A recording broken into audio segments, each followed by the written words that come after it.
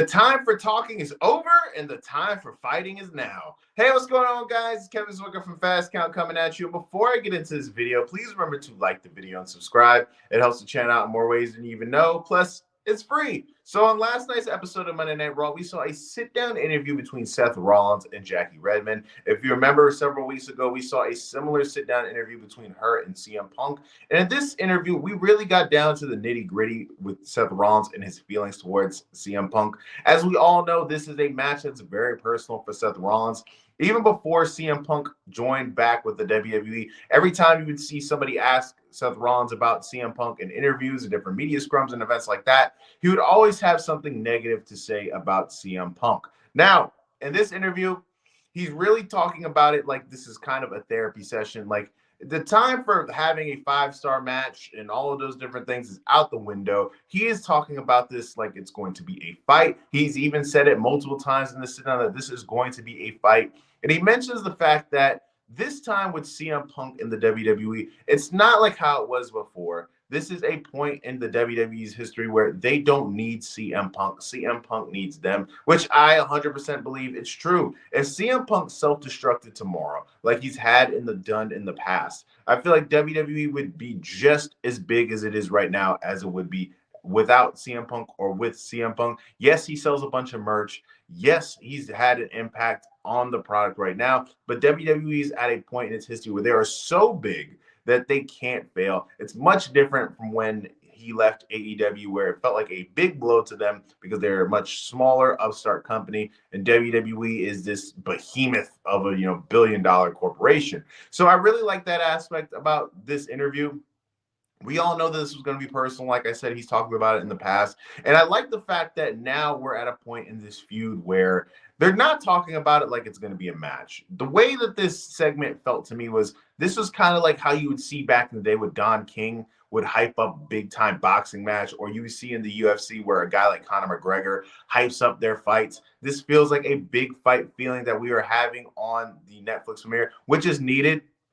This is going to be a humongous event in WWE's history. We've never seen anything like this with any wrestling promotion where they are on a streaming service on a weekly basis. So I feel like this is the perfect way to kick it off. That show is going to be humongous. We got this match. We got the tribal combat. We also got appearances from John Cena and The Rock that is going to be on that show. So it's going to be a big deal. Me and Robin Lundberg, we are going to go live immediately following that show to just break it down and kick it with you guys and talk about it. But how do you guys feel right now about this fight? How did you feel about this sit down? Who do you think is going to win? Gun to my head, I think CM Punk is winning this match because I feel like there's much bigger plans that are going to be going on with CM Punk than there is with Seth Rollins.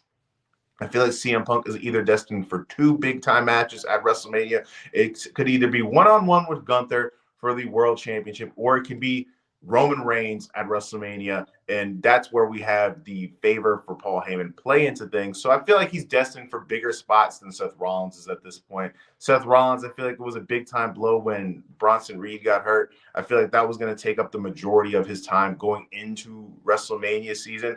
But if you really look at this right now, we have 3 characters on the show that if Seth Rollins loses to CM Punk, I feel like it's going to put him in a more deeper spiral of despair and desperation. And you already have 2 individuals like Kevin Owens and Drew McIntyre who are off the deep end with their feuds going on with the Bloodline and Cody Rhodes. I feel like adding a 3rd guy to that mix could really set things up in an interesting way where it's kind of like a hesitant alliance between the 3 guys. Like, hey, we're all 3 crazy guys and we all 3, kind of hate these guys going on. So let's do what we do and wreak havoc on the WWE and make these guys that we have problems with lives a living hell, because they're all kind of intertwined. If you think about it, all 3 of those people that they have, problems with, the Bloodline, Cody Rhodes, CM Punk, they've all been interconnected in some way. So how? So it could kind of set up kind of like a Justice League versus a Injustice League situation where you got these crazy guys against these guys,